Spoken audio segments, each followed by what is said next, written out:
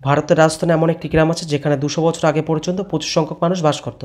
কিন্তু হঠাৎ একদিন রাতে এমন কিছু ঘটে, এই গ্রামের সমস্ত মানুষ সেই গ্রাম ছেড়ে অন্য কোথাও চলে যায় এবং আর ফিরে আসে না। কেউ জানে না তারা কোথায় গেছে, এবং যে রাত থেকে তারা এই গ্রাম ছেড়ে চলে গেছে সেই রাত থেকে এই গ্রামে আর কখনো জনবসতি ছিল না। এই গ্রামটি গত 200 বছর ধরে জনশূন্য, এবং আজ এটি ভারতের সবচেয়ে ভুতুড়ে এবং রহস্যময় স্থানগুলির মধ্যে গণ্য করা হয়, যার সাথে কিছু না কিছু রহস্য জড়িত, যা এখনও সমাধান করা হয়নি। আজকের ভিডিওতে আমরা ভারতের এমন কিছু রহস্যময় সম্পর্কে জানব, তাই ভিডিওটি শেষ পর্যন্ত দেখতে ভুলবেন না। কুলধারা রাজস্থান। রাজস্থানের জয়সলমের থেকে 17 কিলোমিটার দূরে একটি গ্রাম রয়েছে, যা গত 200 বছর ধরে জনশূন্য, এবং আজও সন্ধ্যার পরে এই গ্রামে কাউকে যেতে দেওয়া হয় না, কারণ বিশ্বাস করা হয় যে এই গ্রামটি ভুতুড়ে। এই গ্রামটি সবসময় জনশূন্য ছিল না। 200 বছর আগে পর্যন্ত এটি একটি প্রাণবন্ত গ্রাম ছিল, যেখানে হাজার হাজার লোক বাস করত। সেই সময় এটি রাজ্যের সবচেয়ে সমৃদ্ধ গ্রাম ছিল। কিন্তু একদিন এমন কিছু ঘটে যা সমগ্র গ্রাম রাতারাতি অদৃশ্য হয়ে যায়। কথিত আছে জয়সলমীরের দেওয়ান সেলিম সিং যখন কর আদায় করতে গ্রামে আসেন, তখন তার চোখ গ্রামের প্রধানের মেয়ের ওপর পড়ে। সেলিম সিং তার প্রেমে পড়ে যায় এবং তার অস্বীকৃতি সত্ত্বেও তাকে বিয়ে করতে চেত। তিনি গ্রামবাসীদের হুমকি দেন যে যদি তিনি তাকে না পান তাহলে তিনি গ্রামের সকলের জীবন ধ্বংস করে দেবেন। কিন্তু গ্রামবাসীরা তার কথা মেনে নেওয়ার পরিবর্তে গ্রামবাসীরা কুলধারা ছেড়ে যাওয়ার সিদ্ধান্ত নেন। এক রাতে সমস্ত গ্রামবাসী চলে যান। কথিত আছে যে কুলধারার সাথে সাথে আশেপাশের 85টা গ্রামের ব্রাহ্মণরাও তাদের বাড়ি ছেড়ে চলে যান। কিন্তু তারা চলে যাওয়ার সময় তারা কুলধারাকে অভিশাপ দিয়ে যায়, কেউ কখনো সেখানে বসতি স্থাপন করতে পারবে না, যার ফলে জায়গাটি চিরতরে জনশূন্য হয়ে পড়ে। আজও সেই গ্রামটি জনশূন্য হয়ে পড়ে আছে, এবং সেই দিন থেকে কেউ এখানে বসতি স্থাপন করতে পারেনি। কৈলাস মন্দির। এই মন্দিরটি মহারাষ্ট্রের ছত্রপতি সম্ভাজিনগরে অবস্থিত ইলোরাগোয় অবস্থিত।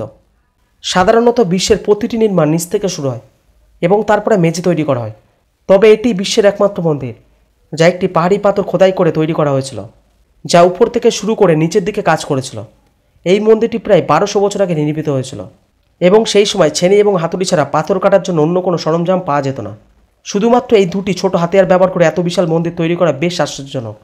প্রত্নতাত্ত্বিকদের মতে এমন একটি মন্দির তৈরি করতে কমপক্ষে 100 বছর সময় লাগবে, তবে এই মন্দিরটি মাত্র 18 বছরে তৈরি করা হয়েছিল। এই মন্দিরটি তৈরি করার সময় এটিকে আকৃতি দেওয়ার জন্য 2 লক্ষ টন পাথর কেটে নেওয়া হয়েছিল, তবে গবেষকরা এই মন্দির থেকে কয়েক কিলোমিটার ব্যাসার্ধের মধ্যে 2 লক্ষ টন পাথরের কোনো চিহ্ন খুঁজে পাননি। আজ পর্যন্ত এই প্রশ্নের উত্তর পাওয়া যায়নি, কিভাবে ছেনি এবং হাতুড়ির সাহায্যে পাহাড় কেটে এত বিশাল মন্দির তৈরি করা হয়েছিল। তবে এই মন্দির থেকে বেরিয়ে আসা লক্ষ লক্ষ টন ধ্বংসাবশেষ কোথায় গেল? কৈলাস পর্বত। হিমালয়ে অবস্থিত কৈলাস পর্বতকে বিশ্বের সবচেয়ে কঠিন পর্বতমালার মধ্যে গণ্য করা হয়। যদিও কৈলাস পর্বতের উচ্চতা 6638 মিটার, যা মাউন্ট এভারেস্টের চেয়ে 2211 মিটার কম, কিন্তু আজ পর্যন্ত 6000 জনেরও বেশি মানুষ এভারেস্টে আরোহণ করেছেন, কিন্তু আজ পর্যন্ত কেউ কৈলাস পর্বত আরোহণ করতে পারেনি। শুধু তাই নয়, পৃথিবীতে কৈলাস পর্বতের অবস্থানও বেশ রহস্যময়।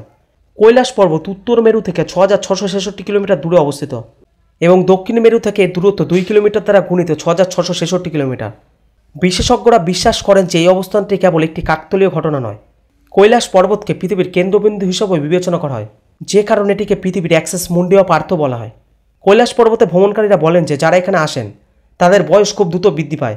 2 সপ্তাহে বয়স যত বাড়ে, কৈলাস পর্বতে মাত্র 12 ঘন্টার মধ্যে তা বৃদ্ধি পায়। আরও বলা হয় যে যারা এই স্থান পরিদর্শন করেন তাদের নখ এবং চুল বহুগুণ দ্রুত বৃদ্ধি পায়। 1999 সালে একজন রাসায়নিক বিজ্ঞানী ডক্টর আর্নস্ট মুলদাশেভ কৈলাস পর্বতের রহস্য উন্মোচন করতে তার দল নিয়ে কৈলাস পর্বতে এসেছিলেন।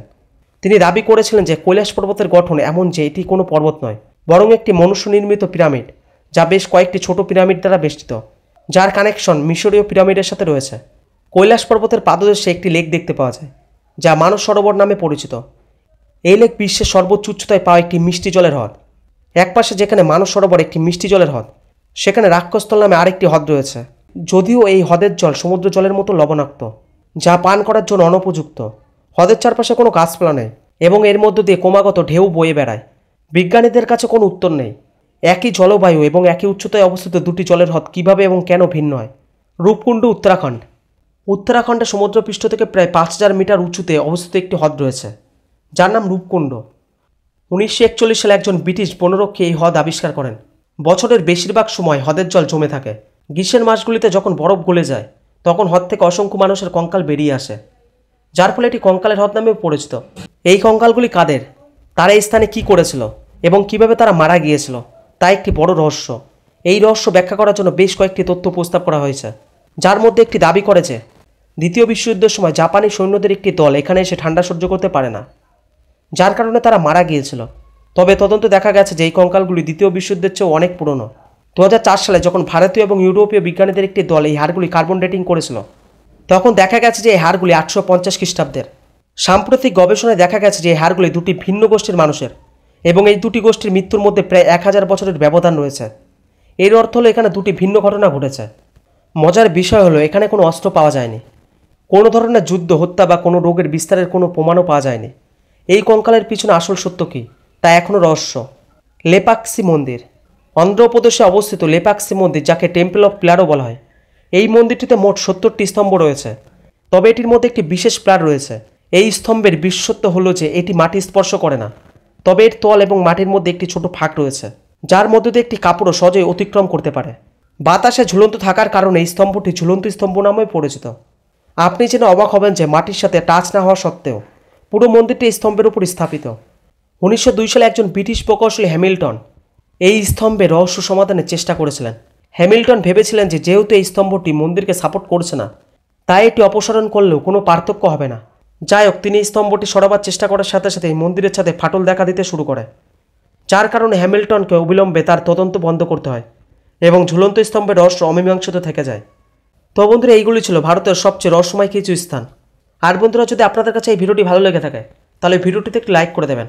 তো দেখা হচ্ছে পরবর্তী এপিসোডে। ততক্ষণ পর্যন্ত ভালো থাকবেন। ধন্যবাদ।